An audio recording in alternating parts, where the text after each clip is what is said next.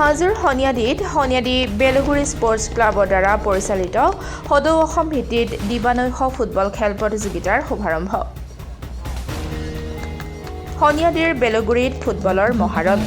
প্ৰচণ্ড শীতকো নেমচি হাজোৰ সনিয়াদী বেলগুৰিত তিনিদিনীয়াকৈ সনিয়াদী বেলগুৰি স্পৰ্টছ ক্লাবৰ দ্বাৰা পৰিচালিত সদৌ অসম ভিত্তিত দিবানৈশ 7A সাইড ফুটবল খেল প্ৰতিযোগিতাৰ শুভাৰম্ভ কৰা হয়। খেলখনিৰ শুভ উদ্বোধন কৰে অধিবক্তা মখলেশ্বৰ ৰহমান আৰু শিক্ষক ৰিপন আহমেদে। প্ৰতিযোগিতাত ৰাজ্যৰ আগশাৰীৰ কেইবাটাও প্ৰতিযোগীৰ দলে অংশগ্ৰহণ কৰে। শুভ উদ্বোধনী খেলখনত খেল পৰিচালনা সমিতিৰ সভাপতি আব্দুল মালিক, সম্পাদক ফুজাইল ৰহমান, গাঁওবুঢ়া বাপধন আলীকে প্ৰমুখ্য কৰি অগণন ক্ৰীড়াপ্ৰেমী দৰ্শকে খেলখনি উপভোগ কৰিবলৈ অহা পৰিলক্ষিত হৈছে। প্ৰতিযোগিতাত প্ৰথম পুৰস্কাৰ ধাৰ্য কৰা হৈছে নগদ 20,101 টকা লগতে ট্ৰফি আৰু দ্বিতীয় পুৰস্কাৰ নগদ 15,101 টকা লগতে ট্ৰফি এটা ধাৰ্য কৰা হৈছে। প্ৰতিযোগিতাত প্ৰথমখন খেলত সনিয়াদী বেলগুৰি FC ক্লাব আৰু সৰু জুনিয়ৰ ক্লাবৰ মাজত অনুষ্ঠিত হয়। খেলখনিত সনিয়াদী বেলগুৰি FC ক্লাবে 3-0 গ'লৰ ব্যৱধানত প্ৰথমখন খেলত জয়ী হ'বলৈ সক্ষম হয়। তদুপৰি ৰাজ্যৰ ভিন্ন প্ৰান্তৰ ফুটবল প্ৰেমী খেলুৱৈসকলক প্ৰতিযোগিতাখনিত অংশগ্ৰহণ কৰিবলৈ আন্তৰিকতাৰে কামনা কৰে খেল আয়োজক সমিতিয়ে।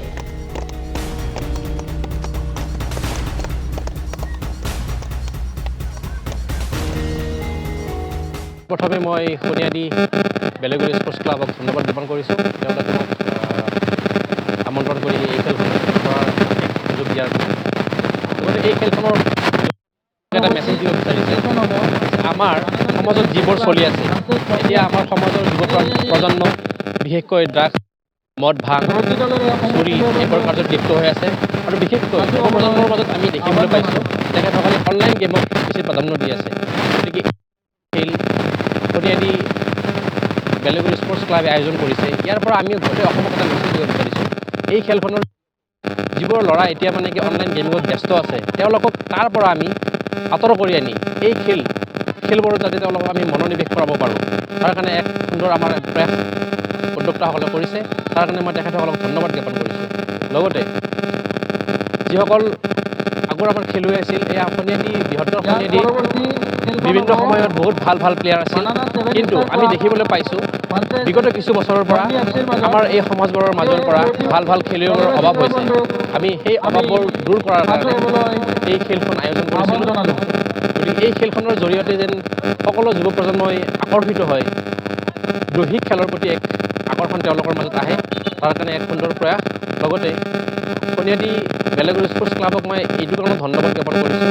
তেওঁলোকে যে এক প্ৰয়াস কৰিছে, এই প্ৰয়াসৰ জৰিয়তে যেন তেওঁলোকে ভৱিষ্যতত আৰু সুন্দৰ খেল আমাৰ দৰ্শকক দেখুৱাব পাৰে আৰু আমাৰ মাজৰ পৰা যেন ভাল খেলুৱৈ উলিয়াই নি অসম ভিত্তিক হওক বা আমাৰ নেশ্যনেল লেভেলত হওক খেল প্ৰদৰ্শন কৰাব পাৰে, তাৰ কাৰণে মই তেখেতসকলক আহ্বান কৰিছোঁ।